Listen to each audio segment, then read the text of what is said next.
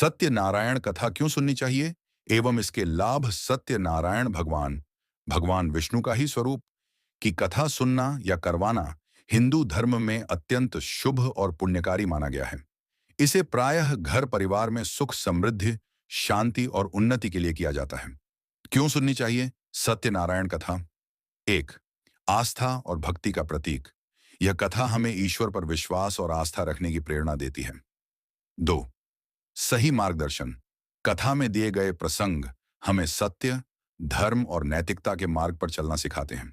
तीन, कर्म का महत्व। इसमें बताया गया है कि सच्चे कर्म और श्रद्धा से ही जीवन में सुख समृद्धि आती है। चार, पारिवारिक एकता। सामूहिक रूप से कथा सुनने से घर में आपसी प्रेम और सहयोग की भावना बढ़ती है। लाभ, बेनिफिट्स ऑफ सत्यनारायण कथा। एक, सुख समृद्धि की प्राप्ति। कथा करने से घर में लक्ष्मी का वास और दरिद्रता का नाश होता है। दो, मन की शांति।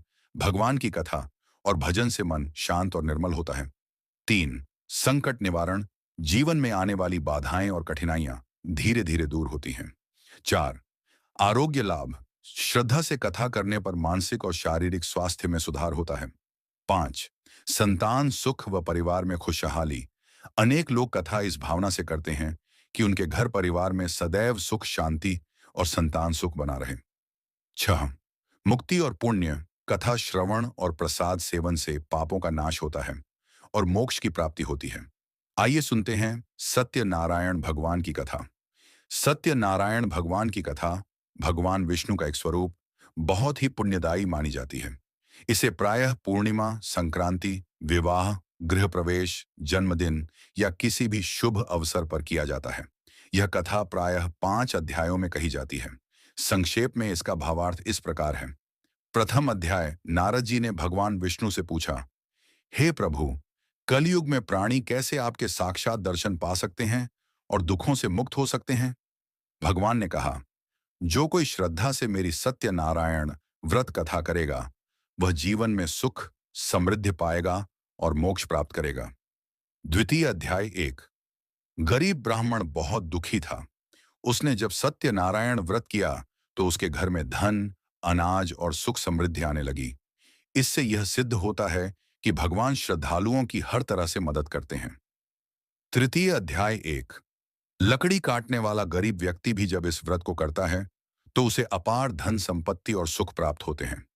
संदेश यह है कि सच्चे भाव से कथा करने पर गरीब से गरीब इंसान भी सुखी हो सकता है। चतुर्थ अध्याय एक, व्यापारी ने कथा का संकल्प तो किया लेकिन पूरी श्रद्धा से पालन नहीं किया। फलस्वरूप उसे कष्ट उठाने पड़े।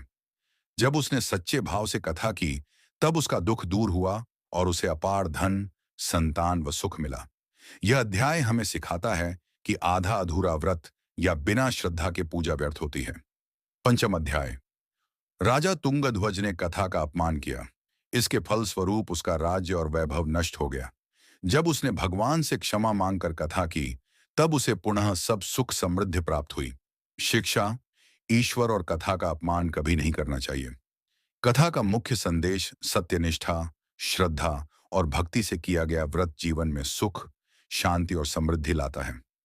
जो भी व्यक्ति कथा सुनता है या करवाता है उसके घर परिवार में सुख शांति बनी रहती है। इस व्रत में कथा के बाद पंचामृत प्रसाद, हलवा चने और तुलसी दल चढ़ाकर भक्तों में प्रसाद बांटा जाता है।